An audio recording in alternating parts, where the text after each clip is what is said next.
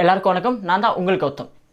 இப்போ ரீசெண்டாக இந்தியாவில் ரீல்ஸ் பார்க்குறவங்களும் ரீல்ஸில் ஆட் பண்ணுறவங்களும் அதே மாதிரியே ஷார்ட்ஸ் ஆட் பண்ணுறவங்களும் இந்த மாதிரி சின்ன வயசு பசங்க நிறைய பேர் அடிக்ட் ஆகிடுறாங்க. ஸ்கூல் போகிறவங்க, மிடில் ஏஜ் பசங்க கிட்டத்தட்ட ஒரு 15 ஒரு 10 வயசுக்குள்ளே இருக்கிறவங்க கூட நிறைய பேர் ரீல்ஸில் நிறைய பேர் பார்ட்டிசிபேட் பண்ணுறாங்க. அதுக்காக இந்தியாவில் எந்த விதமான சட்டமும் போடல. ஆஸ்திரேலியாவில் புதுசாக ஒரு சட்டம் போட்டிருக்காங்க. அது என்னன்னா 16 வயசுக்குள்ளே இருக்கவங்க சோஷியல் மீடியா எந்த ஒரு மீடியாவுமே அவங்களால யூஸ் பண்ண முடியாது. அவங்களால ஃபேஸ்புக்கோ, ட்விட்டரோ, இன்ஸ்டாகிராமோ இந்த மாதிரி ஆஸ்திரேலியாவில் என்னென்னலாம் சோஷியல் மீடியாலாம் இருக்கோ அது எதுவுமே யூஸ் பண்ண முடியாது. அது அந்த சமூக வலைதளங்கள் 16 வயசுக்கு உள்ளே இருக்கவங்களுக்கு அலோடு கிடையாது அப்படின்ட்டு ஒரு செட்டிங்ஸ் கொண்டு வந்திருக்காங்க.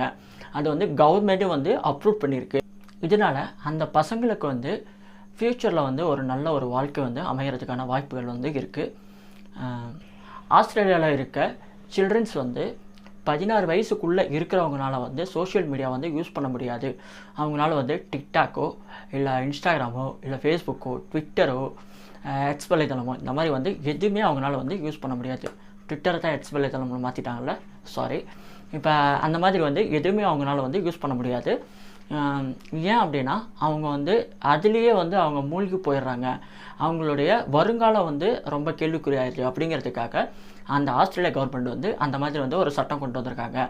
அது சமூக வலைதளத்தில் இப்போ இன்ஸ்டாகிராம் எடுத்துக்கிட்டிங்கன்னா, இன்ஸ்டாகிராமில் 16 வயசுக்கு மேலே, இப்போ நம்ம இந்தியாவில் 18 வயசுக்கு மேலே இருக்கிறவங்கன்னா ஒரு குறிப்பிட்ட ஆப் யூஸ் பண்ண முடியும் அப்படின்னு கேட்குறாங்க பார்த்தீங்களா. அது மாதிரி 16 வயசுக்கு மேலே இருக்கிறவங்களால மட்டும்தான் அந்த ஆப் சமூக வலைதளம் யூஸ் பண்ண முடியும். சோஷியல் மீடியா அதுக்குள்ளே இருக்கவங்களால யூஸ் பண்ண முடியாது. அதையும் மீறி சோஷியல் மீடியாஸ் அந்த அந்த ஆர்டரை மதிக்காமல் 16 வயசுக்குள்ளே இருக்கிறவங்கள அலோவ் பண்ண விட்டாங்க அப்படின்னா அந்த சமூக வலைதளத்துக்கு 250 கோடி நாங்கள் ஃபைன் போடுவோம் அப்படின்னு கவர்மெண்ட் ஆர்டர் போட்டிருக்கு.